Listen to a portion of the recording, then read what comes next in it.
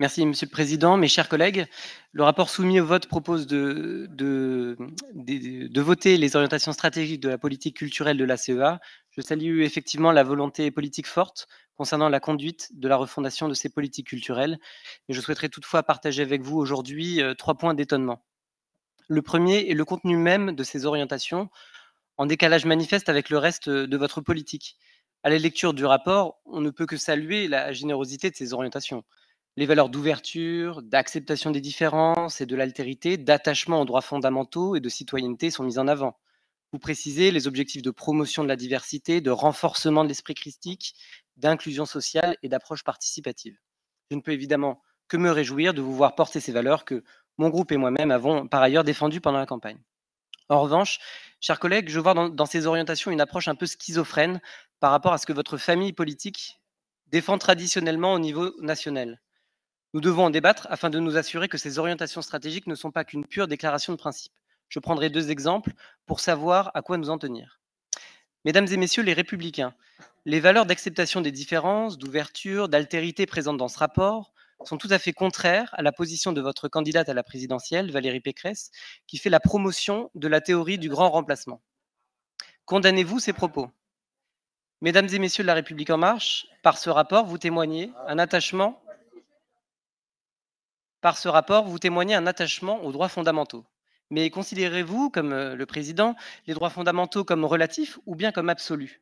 Sur le projet de loi Asile et immigration de 2018, le président Emmanuel Macron et sa majorité se sont fait rappeler à l'ordre par Jacques Toubon, ancien défenseur des droits, qui a dû rappeler que les droits fondamentaux doivent être garantis à toutes et à tous. La culture, au niveau local, n'a pas vocation à pallier tout ce que votre famille politique démantèle au niveau national.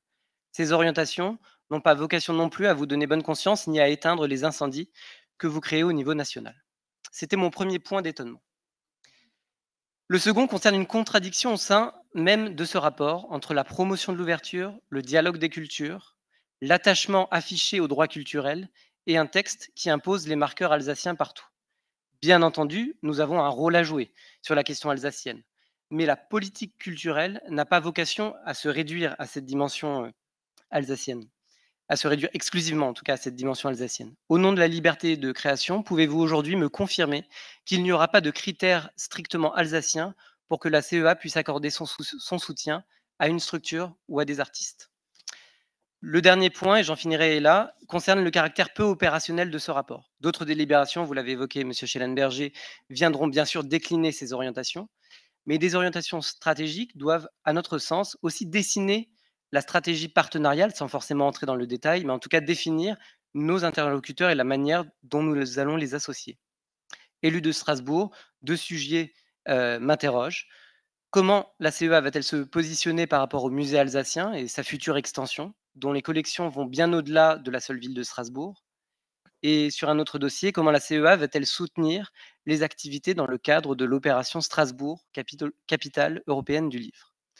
Pour ces 3 raisons, l'ambiguïté sur les principes, la contradiction et le flou quant aux applications, je vous propose aujourd'hui que les déclinaisons opérationnelles de ces orientations secteur par secteur soient prises au sein du Conseil d'Alsace et non en commission permanente. Je vous remercie.